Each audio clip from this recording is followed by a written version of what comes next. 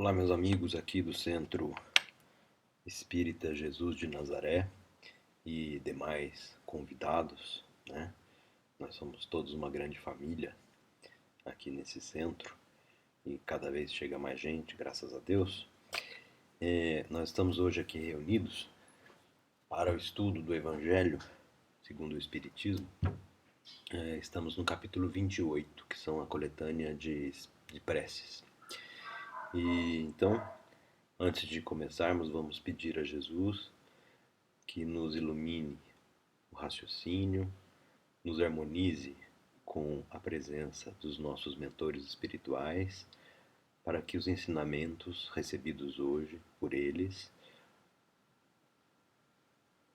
possam ser colocados em prática na nossa vida, já que esta é a única forma de nós empreendermos a nossa reforma íntima e a nossa evolução espiritual. Que assim seja.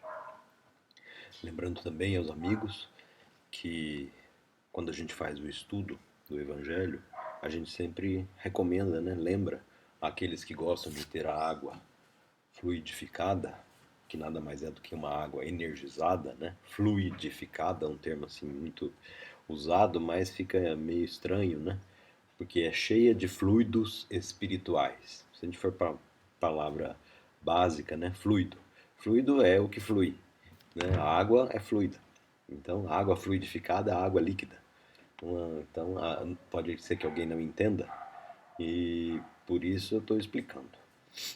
Então, quando a gente fala água fluidificada, é uma água energizada, né? E existem até comprovações científicas hoje já que mostram que é possível, né, mudar as propriedades da água conforme as energias que lhe são impostas. Então, é isso que a espiritualidade faz.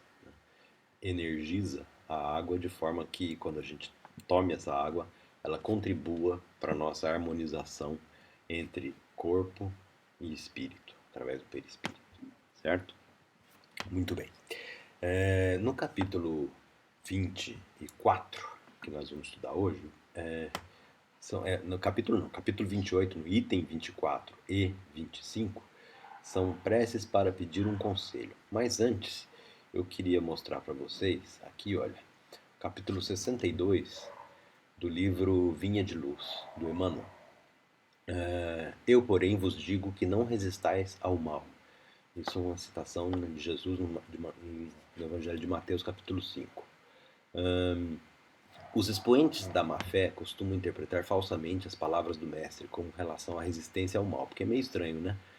Não resistais ao mal, porque a gente pede para a gente que a gente resista ao mal, né? Mas a interpretação é, né? Não determinava Jesus que os aprendizes se entregassem, sem se defenderem às correntes destruidoras. Aconselhava a que nenhum discípulo retribuísse violência por violência. Enfrentar a crueldade com armas semelhantes seria perpetuar o ódio e a desregrada ambição no mundo. Então é aquela coisa, né? A gente não pode entrar em sintonia com aquele que vem para nos fazer o mal. Senão a gente baixa o nosso nível energético e entra na mesma frequência de vibração daquele um. E aí lá é ele que domina, né? As energias. E a gente sai perdendo. Então, se a gente consegue manter um padrão vibratório mais elevado, se alguém de baixa vibração tenta nos atacar, a gente tem que se esforçar para manter o nosso padrão vibratório alto, para que essa pessoa não consiga atingir o nosso padrão vibratório, não nos atinja. Né? E aí, claro que ela vai gritar, espernear e tudo, e assim, assim acontece. Né? O exemplo, né, que onde aqui tô num site aqui onde tem uma palestra e o exemplo que o palestrante dá aqui é o Gandhi, né?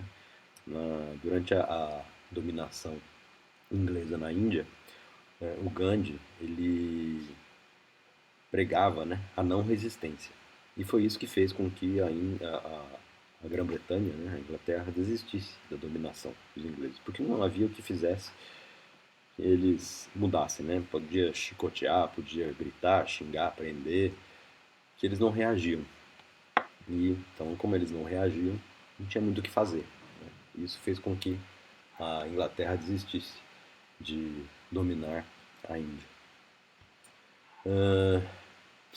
O bem é o único dissolvente do mal, em todos os setores, revelando forças diferentes. Em razão disso, a atitude requisitada pelo crime jamais será a indiferença, e sim a do bom, ativo, energético, renovador, vigilante e operoso. Em todas as épocas, os homens perpetraram erros graves tentando reprimir a maldade, filha da ignorância com a maldade, filha do cálculo. E as medidas infelizes, grande número de vezes, foram concretizadas em nome do próprio Cristo.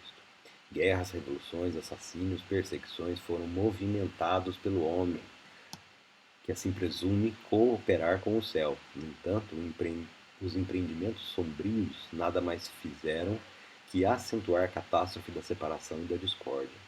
Semelhantes revides sempre constituem tentação, de hegemonia indébita do sectarismo pernicioso nos partidos políticos, nas escolas filosóficas e nas seitas religiosas, mas nunca determinação de Jesus. Isso é uma coisa que a gente precisa sempre estar se questionando, né? Hoje em dia é muito comum, pessoas dizerem que estão agindo em nome de Deus, em nome de Jesus, em nome da igreja tal, igreja A, B ou C, mas no fundo, estão agindo em interesse próprio. E isso sempre foi assim, né? Desde que o homem é homem, né? Desde que a Terra foi designada como um planeta de provas e expiações, e aqui sempre teve muita gente maldosa para tentar melhorar, né? E muitas vezes, né, agindo em nome de Jesus, matou-se, né, torturou-se, queimou-se e etc. E hoje em dia ainda tem isso. Né? A gente vê muita gente aí falando em nome de Jesus e pregando coisas que não são nada evangélicas, digamos assim. Então, acho que nós não podemos nunca perder o nosso bom senso. Né? Muito bem, vamos lá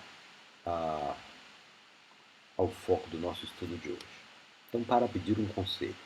Número 24, o prefácio. Né? Quando estamos indecisos em fazer ou não fazer uma coisa, devemos, antes de tudo, colocar-nos as seguintes questões. Eu pintei aqui de amarelinho para destacar. Né? As questões que a gente deve se fazer quando a gente está indeciso. E a gente está quase sempre indeciso. Né? A coisa que hesito em fazer pode causar um prejuízo a qualquer outra? Então, isso é a primeira coisa que tem que falar. Né? Se vai causar prejuízo a outra pessoa, devemos dar um passo atrás. Ela pode ser útil a alguém? Não, ela não vai causar prejuízo a ninguém, ela vai ser útil a alguém. Então, já é um fato para a decisão positiva. E se alguém a fizesse a mim, eu ficaria satisfeito? Essa é uma questão importante, né? Se aquilo que eu estou fazendo para outra pessoa, ou para mim próprio, alguém fosse fazer para mim, iria me agradar? E a gente tem um instinto dentro de nós, né? De escolher o que é bom pra gente e o que não é bom pra gente, muitas vezes. Então, se aquilo vai nos agradar, então provavelmente vai agradar a outro também, a gente deve fazer. Mas aí vem umas ponderações aqui, né? Se a coisa não interessa senão a si, é permitido balancear a soma das vantagens e dos inconvenientes pessoais que podem dela resultar. Então, veja, se é uma coisa que só interessa a mim mesmo, né? Se é uma atitude que só interessa a mim mesmo, sou eu que decido dentro do meu livre-arbítrio. Né? E eu vou ponderar, né, vantagens e inconvenientes, coisas boas e coisas ruins. Né? Se eu decido, mesmo que as coisas ruins sejam mais pesadas, se eu decido fazer, é o meu livre-arbítrio.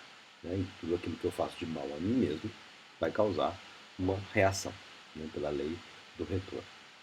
Mas, claro, a decisão correta é quando tem mais bem do que mal, a gente deve fazer.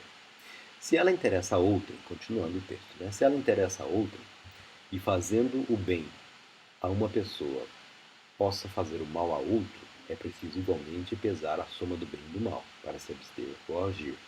Então aí já entra aquela questão, né? Se você vai agir para gerar consequências para outras pessoas, mas agindo de forma boa para uma pessoa, você prejudica outra. E aí é uma decisão já um pouco mais difícil. E aí o conselho do bom senso, da espiritualidade aqui, é, de novo, né, pesar o bom e o mal. Né? O bem e o mal também. E nesse caso, claro, né? Se a gente vai fazer mais bem do que mal, a decisão é por fazer. Enfim, mesmo para as melhores coisas, é preciso ainda considerar a oportunidade e as circunstâncias acessórias. Por quê? Uma coisa boa em si mesma pode ter maus resultados em mãos inábeis, se não é conduzida com prudência e circunspecção. Antes de empreendê-la, convém consultar as forças e os meios de execução. Isso aqui é importante no seguinte sentido, né? Que tem muita coisa boa que pode ser feita, mas a pessoa que se propõe a fazer não tem condição de fazê-la. Então ela acaba fazendo da forma errada. E o pior de tudo é assim, né? Existe uma oportunidade de se fazer uma coisa, uma determinada ação, e digamos que eu, por vaidade, né, falo, não, pode deixar que eu faço. E aí essa vaidade leva a essa coisa não ser feita ou ser feita de forma errada, em detrimento de alguém que poderia realmente tê-la feito de forma correta e eficaz. Aí é o pior dos mundos, né? Porque eu estou evitando que alguém faça bem feito para eu fazê-la mal feito ou não fazer porque eu quero satisfazer a minha vaidade na hora lá de dizer, não pode deixar que eu faço. Então isso é uma coisa que tem que ser muito pesada, né? Quando a gente vai se voluntariar para fazer alguma coisa, a gente tem que pesar se a gente realmente tem capacidade, né, para fazer aquilo de forma bem feita. Que fala aqui, né?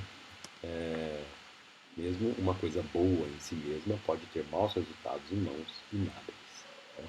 É a história de um cirurgião, por exemplo. Né? Esse cirurgião é treinado a vida inteira para fazer uma cirurgia lá de joelho.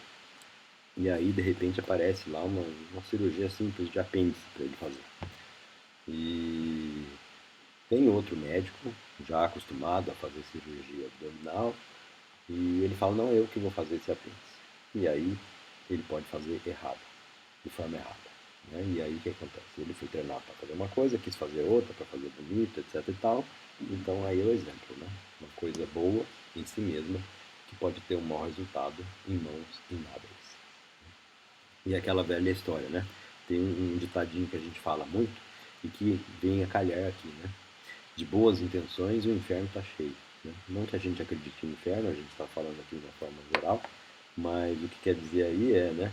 Você pode até ter boa intenção, mas se você não tem capacidade, vai dar tudo errado. E aí você vai pagar o preço. Né? Então, tem que tomar cuidado com isso. E aí vem aqui, né? Em todos os casos, pode-se sempre reclamar a assistência dos espíritos protetores, lembrando-se desta sábia máxima. Na dúvida, abstém-se. Então, isso aqui é muito importante, né? Está lá no capítulo 28, número 38, né? Para frente um pouquinho, né? Na dúvida, abstém-se. Se você não consegue decidir se você vai fazer mais mal do que bem ou mais bem do que mal, é melhor não fazer, né? Porque é melhor não fazer a ação que vai gerar o mal do que fazê-la. E aí vem a prece. Né? E lembrando, né? A prece sempre pressupõe sintonia com Deus e com a espiritualidade. Né? A gente está aqui falando dos bons espíritos que nos protegem, né? E a gente tem que ter sintonia com eles, senão a nossa oração não chega até eles. Então, daí a importância do orai e vigiai. Né? Se a gente, não adianta a gente querer assim, né, estar sintonizado com uma energia baixa, negativa, pesada, e de repente muda de canal, fala com um bom espírito, fala com os nossos protetores espirituais, fala para ele, faz os pedidos e volta para a energia baixa. Não é assim que funciona. Né? Se você não se harmonizar com a frequência daquele com quem você quer se comunicar, a comunicação não vai ser eficaz. Então, vem aqui, né? Em nome de Deus poderoso, bons espíritos que me protegeis, inspirai-me a melhor resolução a tomar na incerteza em que estou. Dirigi meu pensamento para o bem. E desviai a influência daqueles que tentarem me desencaminhar. Essa oraçãozinha aqui pode ser feita, lembrando que toda oração depende de harmonização. Né? Então, a gente primeiro precisa tentar se harmonizar com o plano superior, tentar manter na medida do possível, o maior tempo possível, nossa energia positiva, para que essas nossas orações sejam eficazes. É assim que funciona. Né? E é para isso que a gente está aqui tentando estudar, aprender e se elevar um pouquinho. Muito bem, gente. Vamos fazer uma pequena vibração para aqueles nossos irmãos que estão precisando de bons fluidos, boas energias, para que eles recebam a luz do Mestre Jesus. Que assim seja. E bom estudo a todos vocês durante a semana, uma boa semana. Um grande abraço.